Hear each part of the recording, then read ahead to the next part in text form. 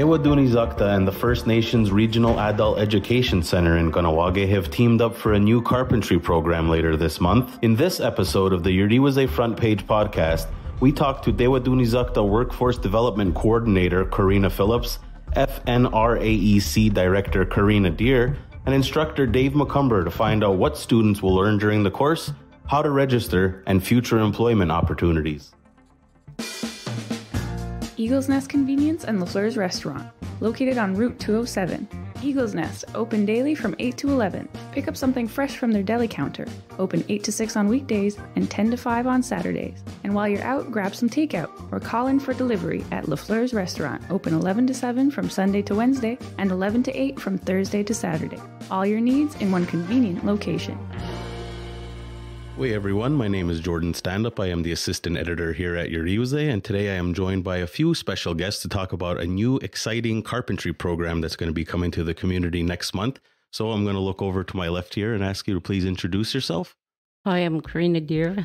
I'm the Director of First Nations Regional Adult Education Center. Yeah, hi, Dave McComber. I'm going to be the instructor at the new carpentry program. Hi everyone, I'm Corinna Phillips. I'm the Workforce Development Coordinator at Tewatohnhi'saktha. Okay, excellent. So I guess I'm going to turn my attention to anybody who's able to help me out to find out how this all began. Where did we start building this program, if you will? Yeah, sure. So this kind of started, it's in partnership with the First Nations Regional Adult Education Center and Tewatohnhi'saktha. So it kind of stemmed from some meetings with the Labor Office, and there was a business survey that went out to all of the businesses and the construction industry. And what came back from that were some common themes. We were asking, how are you doing, like during COVID? What are some of the things you might need? How can we help you? So this is kind of how it all stemmed. Some common themes that came up were that these contractors need some workers, and they need some workers with experience and some skill. So some, oftentimes they were hiring new employees, but they were having to train them on the job at the same time. So this is where the program, we partnered up with the FNRAEC, and here we are. Okay, and I know that for the First Nations Regional Adult Education Center, this isn't, maybe the program itself is new, but the center is always holding new workshops and different things like that. So you guys must have jumped at the opportunity to host something like this when it became available. Yeah, definitely. We decided to try to put something together. Actually, years ago, I worked with Dave at KSS, and he was doing the carpentry program there. And I remember he was not very pleased that it was being canceled, but I didn't realize the long-term effect it was going to have until I spoke with one of the contractors here in town, and he talked about the gap of non-skilled labor in the community. So yes, we jumped on this right away to try to fill the void. And as far as I know, there's no other carpentry-specific program in the community that's taking place right now, correct? Correct. Okay, so this is scheduled to begin when exactly? So we're looking to start the program on November 22nd. Our registration deadline through the FNRAEC will be on November 9th. And it will be a 25-week program. It's approximately 900 hours. So the idea of it will be that they'll be in the class learning with Dave and then on the job training. So in the classroom 2 days a week, and then rotating on the job of our contractors who are participating for the other 3 days. Okay, and how many contractors do you have participating right now? So right now in our core group, the ones who are available to plan with us and really wanted to jump on this right away, we have 5 participating. And as far as registration, is there a limit on how many people you guys can accept for this program?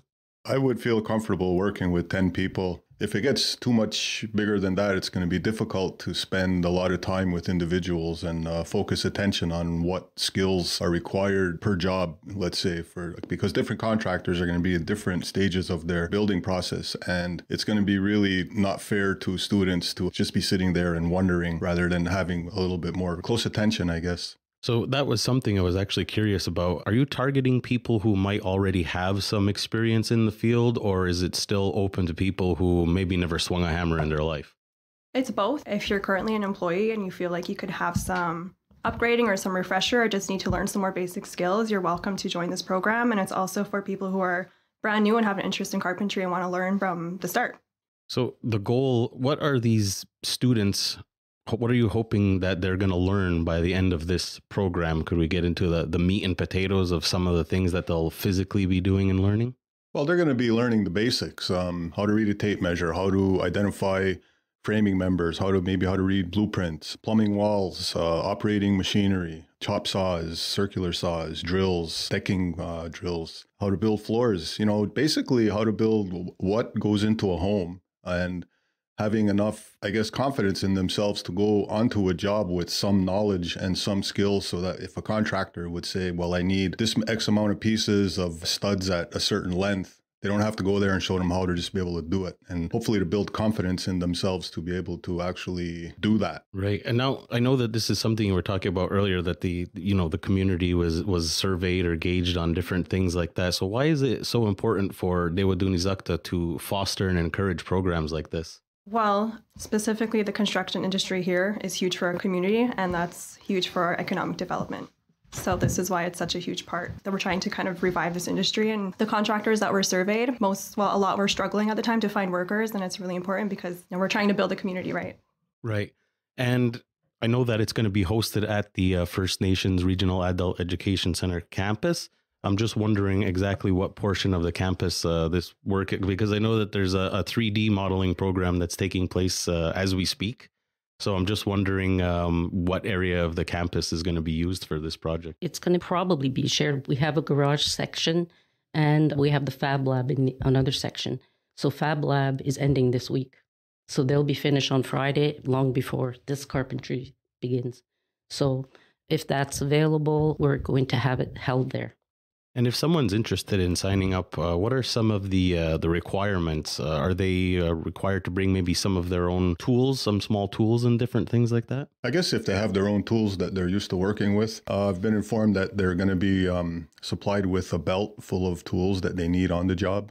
If they don't have any, hard hats, earring protection. So yeah, they don't really need to have anything. If they don't need to worry about that. Things will be supplied for them. Okay, and outside of that, is there anything in terms of a high school diploma that they might need or anything like that? Well, we would always encourage you to have a high school diploma and to finish your schooling. If you don't, you can still register. The minimum age requirement is 16 years old. Aside from, seeking employment, I was just hoping, Dave, somebody that's been involved with carpentry as long as you have, what are some of the benefits of having all of this knowledge? Oh, geez. It's endless. I mean, I often told my students at school that if this job ever ended or they decided they wanted to get rid of me, I can just dust my tools off and go right back to work. Build a porch, do a small reno, build a house, anything that has to do with building. Or repairs. Or, yeah, they're just going to have that knowledge base, a skill base at their disposal. And then if any individual would want to further that and say, maybe somebody would really like electrical component, and they start to take a keen interest in that, then there's programs out there where they can go and get their cards and become journeymen in that field. Having just basic skills is kind of opening doors for everything else, because people might want to move. People are going to be always needing people with these kinds of skills to build and repair all the time, whether it's a shed, a porch, a doghouse, chicken coops these days, anything.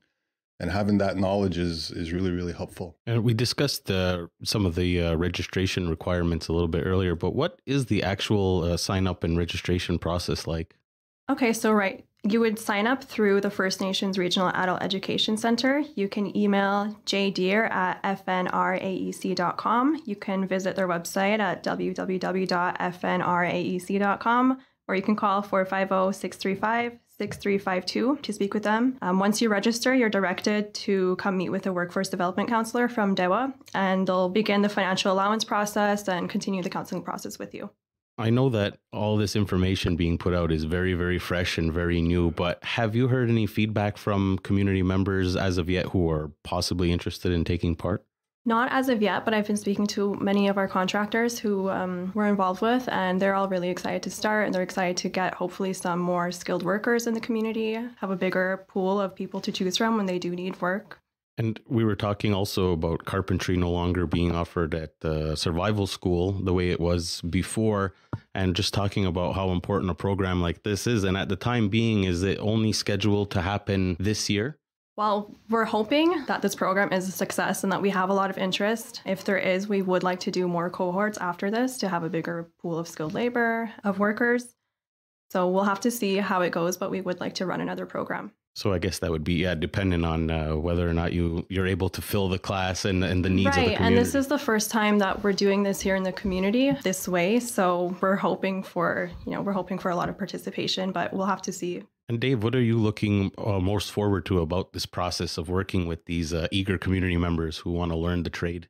Well, I've had some time to think about that, and I guess it's kind of paying things forward. I mean, I had the opportunity to work with a lot of really skilled and smart people who taught me how to do this trade. Ralph and Bonnie Alfred, the whole entire crew at the Kahnawake construction crew, the people I've worked with just showed me so much, and I wouldn't have been able to do it without them. So being able to pass this on forward, move it forward is a real exciting thing to do. One of the things, though, I think that people need to know, especially if they're new, it is a bit intimidating at first, but I found that when you do this kind of work, you leave a trail, and the contractors are going to know what kind of person you are, and they're going to maybe want to hire you full time, maybe not. It all depends on the kind of work ethic that a person has and they put into their own learning. I can show them things, but I can't do it for them. And neither can their bosses when they're on the job. So what people are going to put into this program and then actually do on the job is going to be up to them.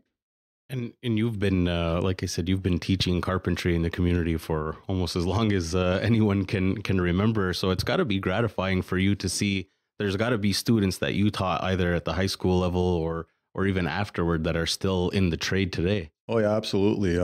I got stopped in the parking lot at the bank the other day, or post office, and they were asking me, Dave, you know anybody who wants to work? And for a brief second, I said, maybe I'll dust off my tools and go back to work. I snapped out of that one quick though. That was, I don't want to work in the winter like that anymore. But yeah, I remember a student we had was coming out of grade 8, and he wasn't very academically inclined. He was having a really, really hard time, and the teachers were also having a hard time with him, and they didn't really want to have him around in the class. So we took him in the carpentry shop back then, and we got him hooked up with a work study, and he worked all summer for a local contractor. And when he came back to school, he had a new reason for coming there. And he went through the program, he graduated from survival school, and now he's making a great living in that field. And we've had so many people who've had those kind of successes. And right now, with the lull that we've had in this community in regards to teaching this trade like that, it will be pretty exciting to see that come back alive again. Yeah.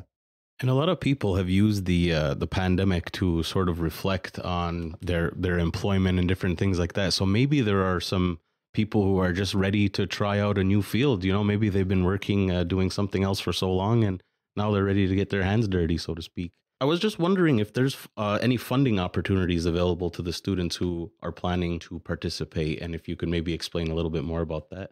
Right. So once you register with the RAEC, you're directed to speak with the workforce development counselor, and they'll set you up for the funding process. That would include like a student allowance, kind of similar to how our other programs work. Okay. And from the FNRAEC side, is there any other information that you would like to share about the program? I'd just like to say that after this program is completed, after the 25 weeks, they will receive a certification from us of all of the competencies that they've acquired. And from that, if they wanted to pursue by going into Ormstown, they could be assessed at Ormstown, and it's called a RAEC. It's a recognition of acquired competencies. So if they are missing some competencies, they will be given the opportunity to learn them at that time. Yeah, if somebody goes apply for a RAEC, they're going to ask them questions. Can you build a floor? Can you build stairs? Can you frame put moldings around a door? And if they say yeah, they're going to give them a quick test. And if they can do it, they'll pass their module. But if it comes to something like maybe forms where they have no experience or very limited, they might have to take that course right through. So they wouldn't have to do the whole program. And the DEP that they would get at the end of a course like that would allow them to get a journeyman's card and go work anywhere. So now that we've essentially covered the bases about this program and everything that people can expect from it, was there anything else that you might want to add as part of the campaign to recruit some new students? We're really encouraging new people to come in as much as possible so that we create more workers in the community. That's basically the whole premise. And maybe if this program isn't specifically for some people, they can still call either the center or Tewatohnhi'saktha and ask to speak to somebody about some of the other opportunities that are available. That's right. So with that being said, was there anything else that you guys wanted to add just to drive home the program? I think, and correct me if I'm wrong here, Corinna, but there's no testing here. I'm going to have to learn how to do a new evaluation in terms of just how they're progressing in their skills rather than giving them tests to show me. So it'll be all hands-on, tactile. And so that's going to be something that I'm going to have to adjust to. But students coming into this know that you don't have to study and write tests. It's going to be just doing and taking those skills to the job.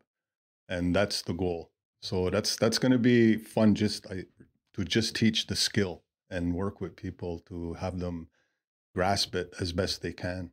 And I just wanted to add to that because this is a semi-skills program, there is a component in there for learning a language. So we will be also offering Kahnawake language in there just to give basic terminology to be able to identify maybe the tools and stuff in the language as well. Yeah, another thing is for all you folks out there who might be considering this, there's a lot of math. It's not crazy math, but you're always working with numbers. Mathematics never goes away. Numbers are always running through your head. So if you have a little phobia about math, don't be afraid because it's not as bad as it might seem. Well, I want to thank every one of you guys for coming in today and joining us. I'm looking forward to seeing this program get off the ground, and I'd love to see it continue into the future. So thanks again for coming in today, guys. Thank you. Yeah. Thank you. Thanks for listening to Youve Wase's Front Page. Stay up to date with all Youve Wase podcasts, including The Lead, Profiles, The Cycle, and Front Page by following the Youve Wase podcast channel on Apple, Spotify, and Google. This project has been made possible by the Community Media Strategic Support Fund, which is offered jointly by Official Language Minority Community Media Consortium and the Government of Canada.